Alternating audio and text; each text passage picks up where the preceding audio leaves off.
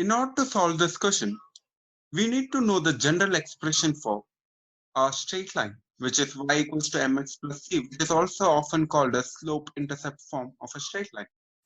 So let us consider this straight line to be equation 1 and this to be equation 2. Both are linear equations. So by comparing with the slope-intercept form, I can say the slope of equation 1 is p and the slope of equation 2 is 2. And they are talking about the two lines are perpendicular to each other. So perpendicular to each other means the product of their slopes will be equals to -1.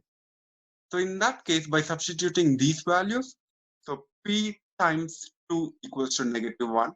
So that will result in p equals to -1 over 2. By substituting the p values in equation 2, results in so y equals to -1 by 2x plus q.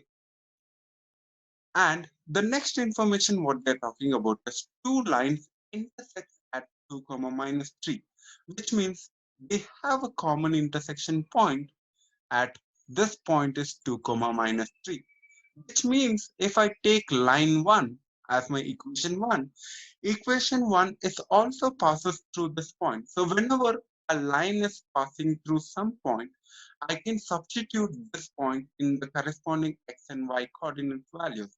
So if I do that, so my -3 equals to -1 by 2 into 2 plus q.